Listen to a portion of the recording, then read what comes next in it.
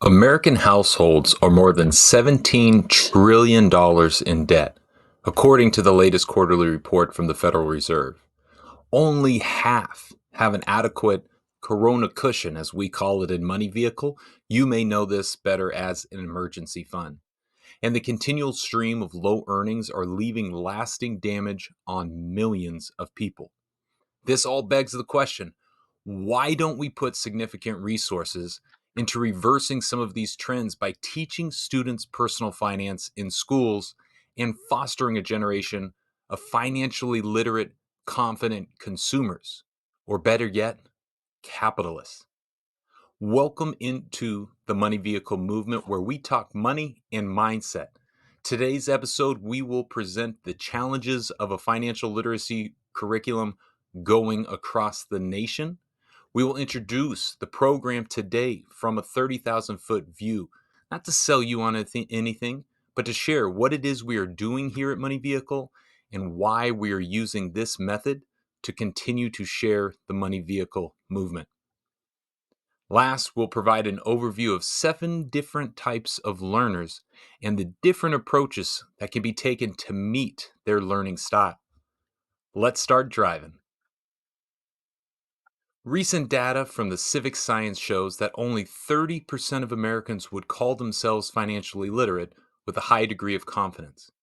With that in mind, it seems like a no brainer. The United States needs a national financial literacy curriculum that can be aligned to different state standards, integrate with schools' learning management systems, adequately prepare educators to deliver this message, engage the student into taking action, and perhaps above all, work within the confines of a district's budget. Fortunately, we're seeing some progress on this front. Almost 30 states now have some form of personal financial education at the high school level in public schools. Education technology, perhaps given an unexpected and rough test ride during the pandemic, is opening new avenues for school districts and administrators. Technology is currently leading to disruption in the education space, which, while it may be a painful evolution, is leading to positive possible outcomes. But there remain 5 major challenges facing schools who are looking to adopt a financial literacy curriculum that administrators, teachers, parents, students, and community stakeholders need to be aware of. Challenge number 1, aligning to state standards. Unsure of why each state views money differently? All for local control here, but money doesn't change going from state to state. And with this, there really needs to be a national standard created. I get every state wants to have their own 2 cents put into it, but as we look at as a student, when I graduate, I can move anywhere in the country, my paycheck is going to be the same, and my use of that paycheck is going to be the same. So why the different standards? Eventually, a national curriculum standard must come to light. Challenge number 2, integrating with existing school technologies and systems. Student privacy remains an immense priority. So, having a platform where the school comes to you is not probably going to be a solution for the future. You must meet schools where they are and make it as easy as possible while maintaining their minors' privacy and information. This means your technology will have to integrate into the school's learning management system, function with their rostering, and keep all information in one place, not consuming it, absorbing it, and then making the student part of your monetization and part of your product. Challenge number 3, training the educators. Nothing gets done in the classroom without the teacher. This new subject will require lots of professional development, not only on the subject matter of financial literacy, but also on the educators themselves. This is a topic, a subject, a thing that they never went to school to learn, and many are in the masses that are not financially literate. So, providing this, again, through technology, will be key for mass adoption. We have to empower our educators. Challenge number 4, focusing on a target audience, high school classrooms. We have to engage high school students, which, ask anybody in the country, is a very, very big mountain to climb. We have to see that they are our audience, not take subject matter or resources or tools that are free or have already been developed and push them into a classroom, but truly create a conversation, a curriculum, and a content engaging this audience. In the past, financial literacy has been handed out to the lowest bidder because it was a nice to have resource. We've seen the results of those. Today, as it moves to core curriculum, we need a program that will entertain the students while providing the opportunity for each student to apply this newfound knowledge into their future and into their lives. Challenge number 5: budgeting for this new curriculum. All of this will have to be completed with, again, its intended audience of school districts in mind. If there are outside sponsors available to subsidize, great. But as this becomes a required curriculum, the curriculum itself should be able to be sustained within the school's budget. Despite all of these challenges, the nationwide movement to instill financial literacy education as a part of the core curriculum is gaining momentum. For too long, people have wondered, why don't we teach financial literacy in school? You've seen the social media memes. I've seen the social media memes. And all of this will connect to a much more impactful graduate and impactful student and ready for their career. Today, the question of why is being answered with dozens and dozens of states now requiring it. Administrators nationwide are figuring out what should be covered in their standards, but it will be up to educators and entrepreneurs to figure out how to deliver this nationwide financial literacy curriculum. If we can balance the curriculum and the creativity, be open to new forms of delivery, and welcome the community of support, it is possible that we will see a financially literate and confident generation grow up before our eyes.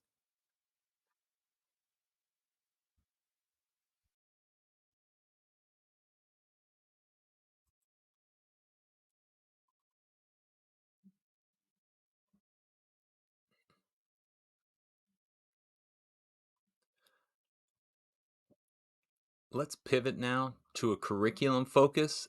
Uh, Let's pivot now to our curriculum focus today. Each episode, we're going to focus on one aspect and one piece of the money vehicle curriculum. Today, it is going to be a 30,000-foot view of the money vehicle topics because we want to introduce this curriculum as a possible opportunity for a nationwide curriculum. So let's get started. Well, where does any good journey begin? You got to grab your car keys before you can even open the door. So, money vehicle begins with your keys, your income. And this idea of how you are going to generate a higher income throughout your life begins with identifying your desired lifestyle. That is such a key piece of this entire program, is identifying what you want for you. Before you even see your income, you should see what life you want to live and how you want to go about that. So, as we look at that income topic, beginning with our desired lifestyle, we'll then pivot to earning versus creating your income. My primary earned income versus creating new sources of income. We have to discuss this inflation monster that is going to be a part of all of our lives. And here in 2022, 2023, inflation is a subject that we were at least introduced to, even if we didn't fully understand. But it is the premise of why financial literacy is needed now more than ever, because our plans are breaking even without us spending more technically. Last but not least, we look at this income subject and we realize so much is around the student identifying themselves as their greatest asset. We introduce a mindset called Be a Pro, where they are going to become more confident, build trust, and look to add value in everything that they do. As you go from your income, you got to begin to understand where you're headed in your journey. That is going to be chapter 1, our GPS, or our goal setting. The question, why do I even care about money, must be answered by the student. You set your goals, and they begin by identifying how the money vehicle has changed in the last 30 years. Finances, money has shifted to being dependent on the individual, and this is going to be seen as you set your goals and you set your priorities. As we go on, we're going to start to make our vehicle start to move, those gas and brake pedals. This concept is going to be our time value of money. We have to begin this concept with understanding how money creates money. And so, how we're going to get introduced to the interesting things about interest.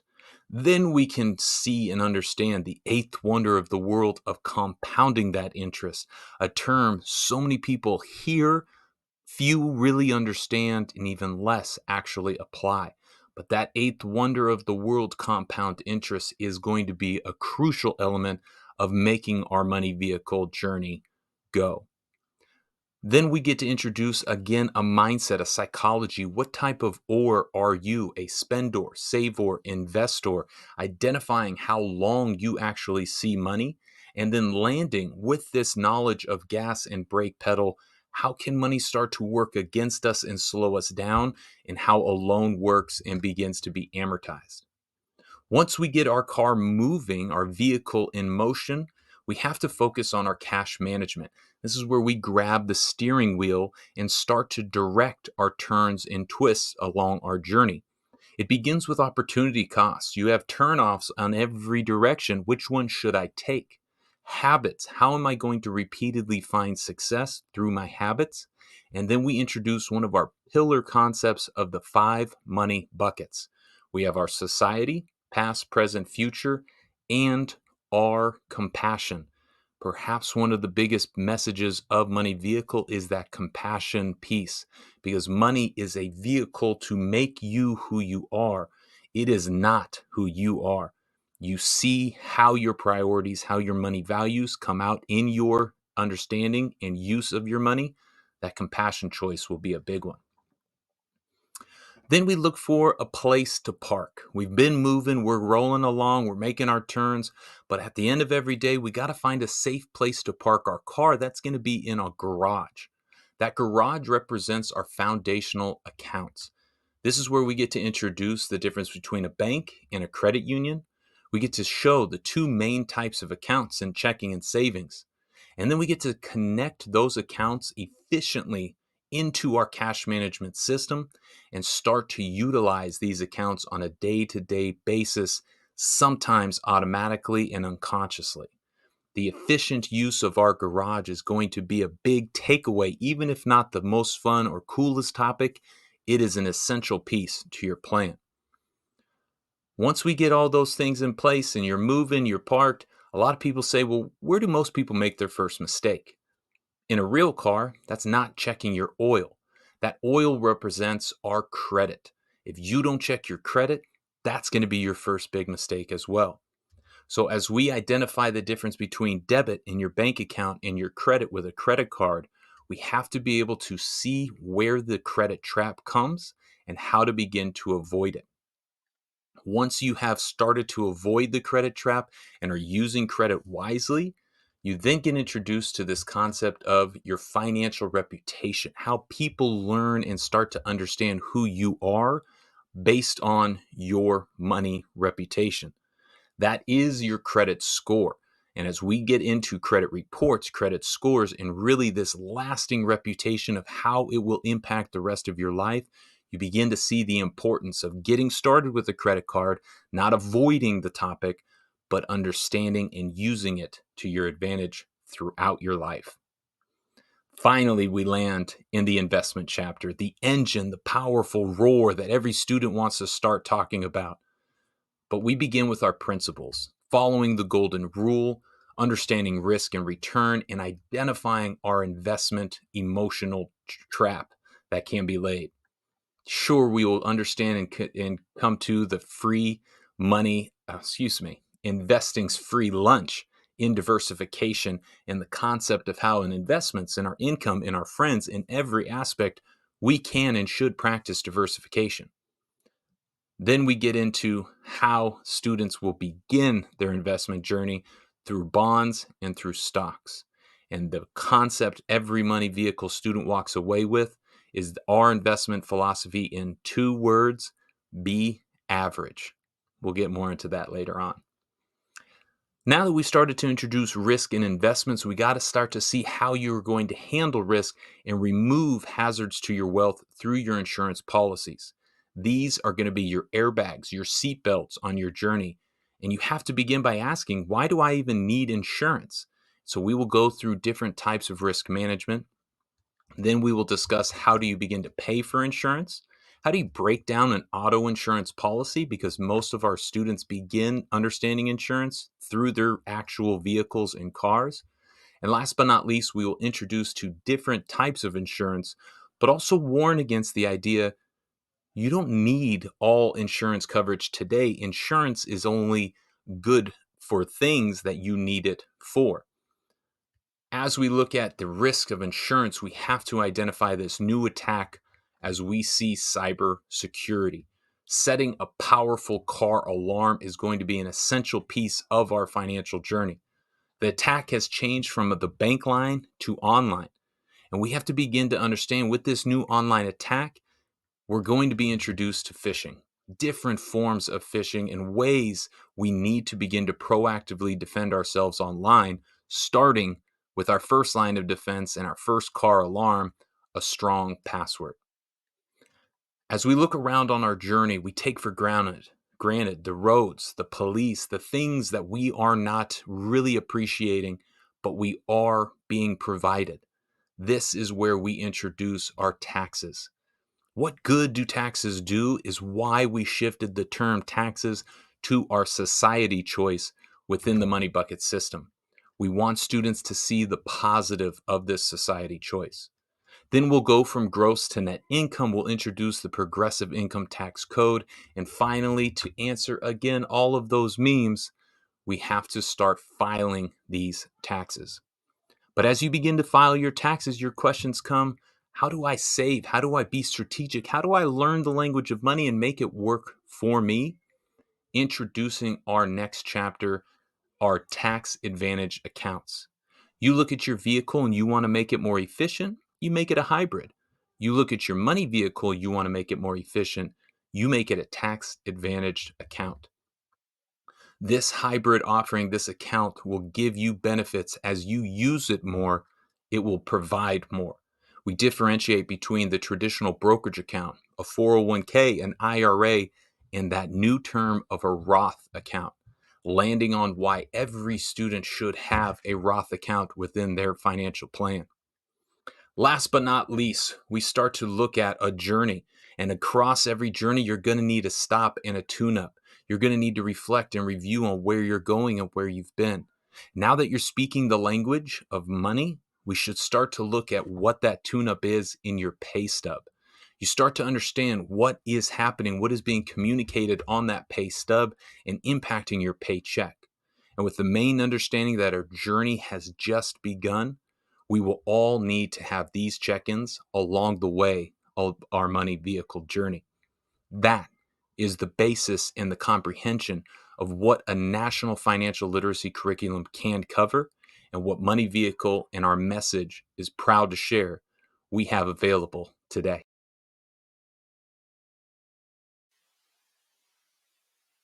Understanding the challenges of a national curriculum and seeing the scope and depth and breadth of the 12 topics that a curriculum can and should cover, we get introduced to the idea that every student in every classroom is going to be different. It's going to be unique. And so how do you take content curriculum and translate it into different styles and forms of different types of learners? Learners that are writers, learners that are readers, watchers, learners that are listeners or talkers, learners that are creators, or learners who only care about things that are current or cool. 7 different types of learners have to be addressed within a true curriculum. And it begins with that traditional idea of readers. Now, we all know most students today are not reading as a primary way of learning, but it is the basis of what they are understanding. So we have to begin by creating a full through line textbook.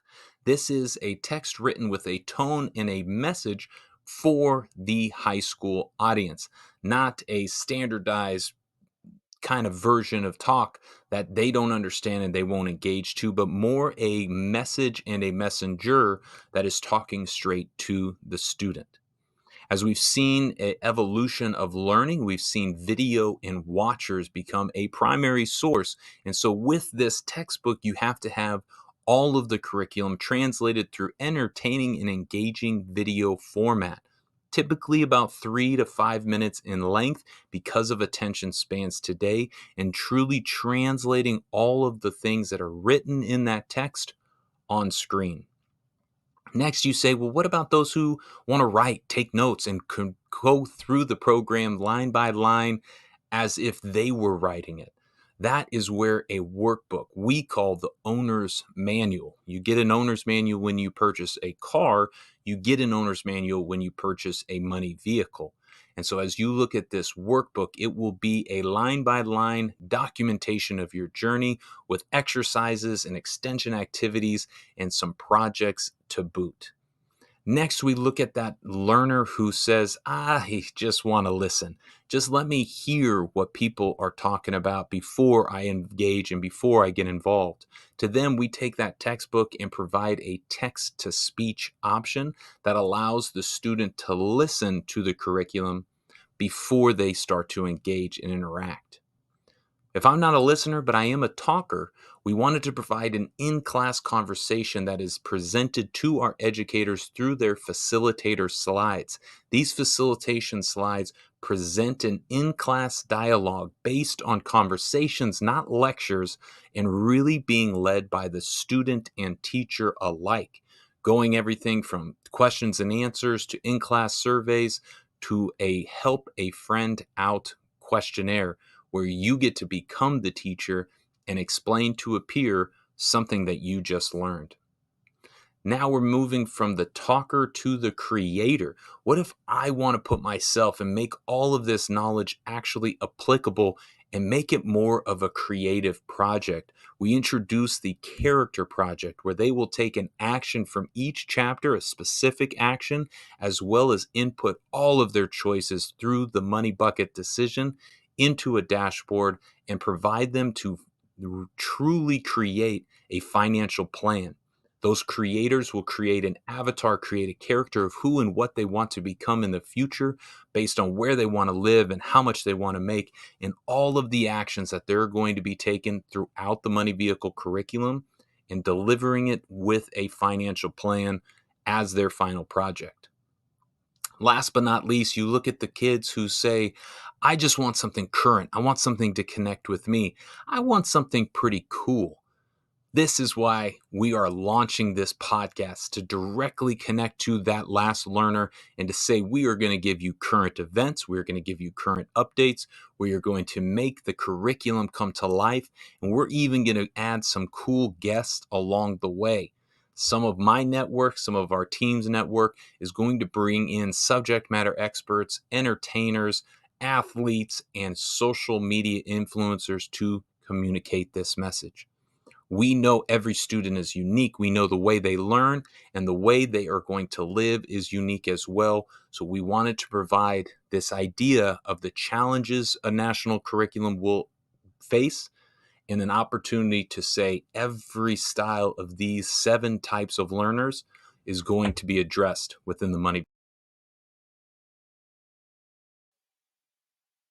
That is all we have time for today on the Money Vehicle Movement. Could not thank you enough for listening, for engaging, and hopefully for bringing this into your classroom to deliver a new form of financial literacy. Give us a like, continue to subscribe. Next episode, we're going to dive into the traditional format this podcast will start to take, where we are going into the money vehicle curriculum, starting as the program does with the income chapter. So stay tuned, keep driving your money vehicle using money, in making sure that your financial plan is set and ready. See you next time.